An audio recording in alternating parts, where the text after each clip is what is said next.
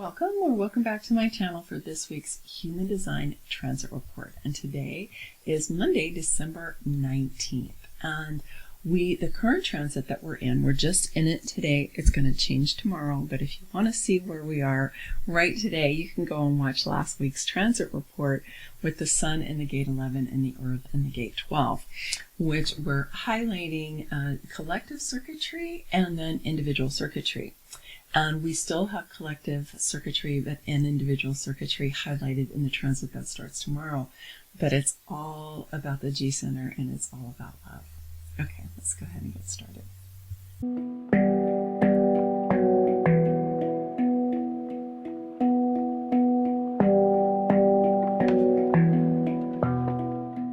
So starting tomorrow on the 20th and going through Christmas, we have the Heart Center or the G Center highlighted here. So the Sun is moving into the gate 10 and the Earth is moving into the gate 15, and they are joining Jupiter in the gate 25 and Uranus in the gate 2. Now these are all right here on the G Center, and the G Center is the center for love, lovability, identity, and direction. And it's what I think we colloquially consider like the heart center. Technically, the will center is also part of the heart center because the heart center is split into two, the will and the G center, according to the story of human design. But the qualities that we tend to associate with the heart center are in the G. Because that's, like I said, love and lovability, but also identity, like our sense of who we are and how that identity helps give us a direction in life. And the G Center is a super complex center, and even though it's not a motor, I mean, it is connected to a motor right there, the will center. Even though it's not a motor, it's still really powerful. I mean, one piece is that we've got the magnetic monopole there in the gate 2, which is an attractive force, brings things into our life. And it's the source of the torus field that the heart creates. And so it is a very powerful center, even though it's not technically a motor in the human design system. And so it's a really good place for you to get to know. I do have a whole series of videos on the G Center, and I would encourage you to go and check them out. Now, they are a little bit advanced, so if you're brand new to human design, just kind of hold on to your hat and do the best you can. But if you're more familiar with human design, you might really enjoy kind of going into that level of detail about all of the different channels and the centers that are going through the G Center. The gate 10 is the gate of self-love, or love of self, okay? It is a really complex gate. It's one that a lot of people have trouble with. Through all of my decades now of doing personal growth work, I'll often say self-love, it's the final frontier, right? It's like we can find ways to love other people, love other situations, forgive certain things, but when it comes to ourselves, we tend to be pretty mean to ourselves and the things that go on in our minds. You say things to yourself and about yourself you would never say to a friend, and you wouldn't let somebody else say to you, right? Coming from the outside. So this is a really important part of our own personal growth and our evolutionary process, is getting a handle on the energy of the gate 10. Now the gate 10 is also known as the blame gate, because when we're not in touch with our self-love, when we're being mean to ourselves, right, we're blaming ourselves for not being good enough, not being smart enough, not being pretty enough, not being whatever, the right size, the right shape, born into the right family, living in the right place, right? We just find all of these different reasons to beat up on ourselves, right? So we're blaming ourselves for why we're not in life the way that we want to. And that's so painful that what we can do then is to project that outwards, and then we start blaming other people, right? And that's kind of the shadow aspect, is when we use the power of that 10 to blame other people and put them down. Right? The disempowering is to blame ourselves, and then the shadow is to blame other people. Another aspect of the disempowered is when we attract blame from other people, right? People just blame us for stuff. So those are all like the shadow and the disempowered aspects of the 10. That's why we call it the blame gate. But there is a relatively simple, although not always easy, a fix, if you will, for that, which is that anytime you realize you're beating up on yourself, you're blaming yourself, you're starting to blame other people, or you're attracting blame, is to ask the question, how can I be more loving to myself? How can I be more loving to myself? What's something I can do? What's something I can acknowledge myself for? What's something I can appreciate about myself? And I'm not talking about arrogance or narcissism or any of that. I'm talking about genuine appreciation, genuine recognition and acknowledgement, because you deserve it. I'm sure that you're awesome in lots of ways that you might forget because of your conditioning or your environment. Now, I know that you're awesome. And so you just need to remember that too, and to be letting yourself know that. And that when you notice that you're going into blame in any of those ways, to be like, oh, okay, let me double check how's my self-love right now. Because chances are something is off for that blaming to be going on. And the antidote, that's a better word, antidote, not the fix, is self-love. So the sun is lighting that up. And the sun is really what we're radiating out into the world. And it's kind of what we're here to give to the world. Now, interestingly enough, the sun is sitting on the earth in the gate 15. So the gate 15 is also in the G center, but it's actually in the logic or the pattern circuit. So it's a very different kind of energy, whereas the 10 is actually in the centering circuit. It's individual circuitry.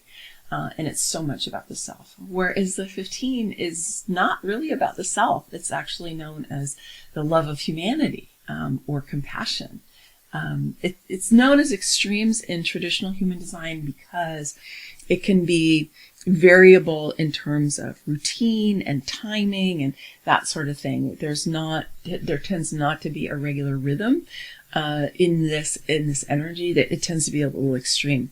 But an even more helpful, I think, way of understanding this energy is compassion, this love of humanity, right? It's our ability to be able to connect with others, to be able to see situations or to see other people, and to have a heart connection with that. And so when we can have compassion, then we can really move out of that blame game and feel our self-love more. Because when we feel compassion for other people, we can also take that skill that we've developed and turn around and have compassion for ourselves. So this invitation here is to really ground ourselves in this deep sense of compassion and the love of humanity, and to confront whatever it is that we might have going on inside of us that is the antithesis of that. So, for example, I know a lot of people are, pretty upset with ourselves, as it were, about what we've done to the planet, right? We're like, oh my gosh, I can't believe we're actually in this situation where we've got climate change and ecological collapse and, human beings, should be wiped off the face of the earth, right? I mean, I've had thoughts like that on occasion. You probably have too. And so that's not very compassionate, right? And we need to find a way to have compassion for ourselves, for the mess we've kind of got ourselves into, so that we can have a more elevated frequency as we're looking for how are we going to make our way through these challenges. And that's really important. So this is collective energy, right? So the logic circuit is collective energy. And it does have to do with patterns, because it's been renamed the pattern circuit in quantum human design.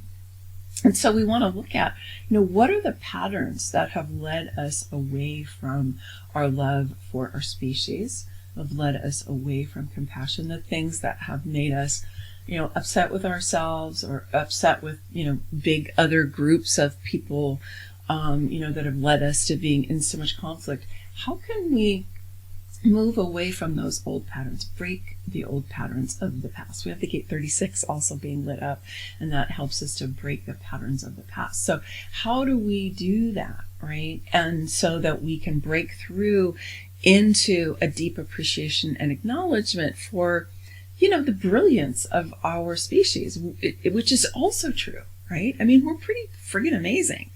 And so we want to be able to get in touch with that that includes our creative ability, our intuition, the way that we can actually bring in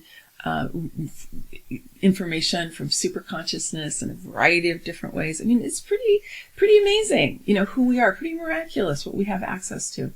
And so if we can get back into tune with that, and we can do it with heart energy, we can do it with this love energy, that's going to be much more effective for us moving forward into our lives and moving into the future.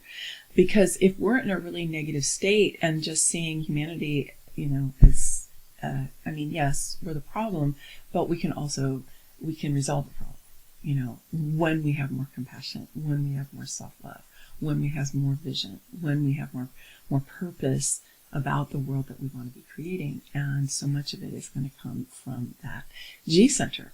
And we've got Jupiter lighting up the gate 25, which is the gate of spirit.